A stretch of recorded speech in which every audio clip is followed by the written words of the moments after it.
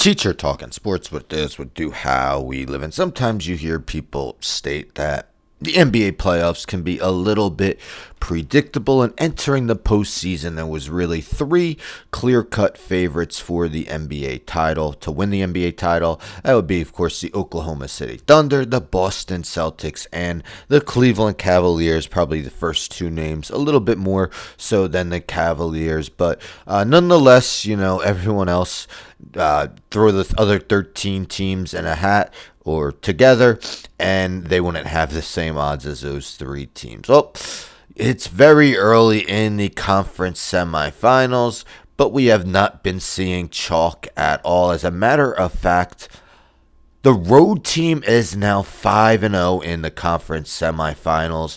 Another epic conference semifinals game, really the third or fourth out of five, depending if you say Pacers-Cavs game one was. But Pacers entered the fourth quarter yesterday down 14 points, somehow found a way to take the 1-point victory, and we'll take a look at the end of that game in a little bit.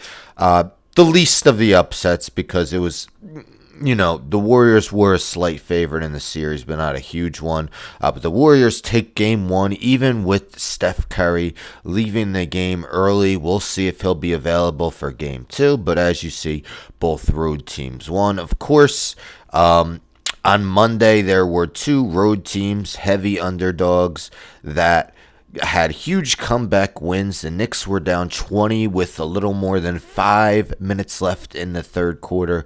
Somehow found a way to pull out the win in overtime. Incredible.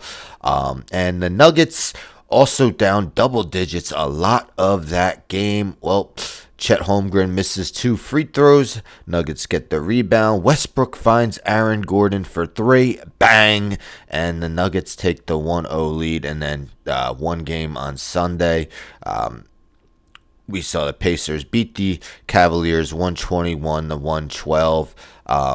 Outscoring them by 7 in the fourth quarter. It was a 2-point game before that.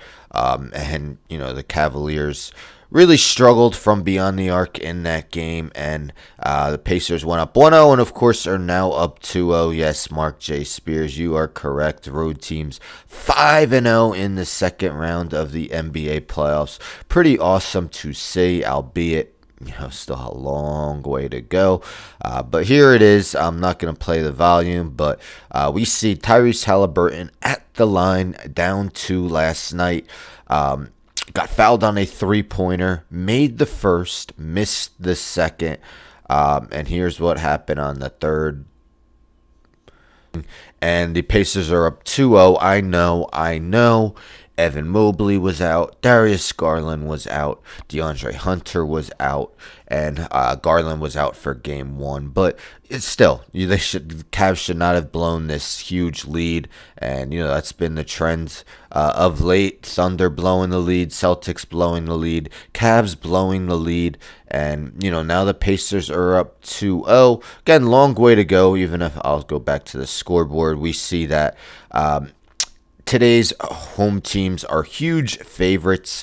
According to ESPN Bet, the Celtics and Thunder are both 10.5-point favorites.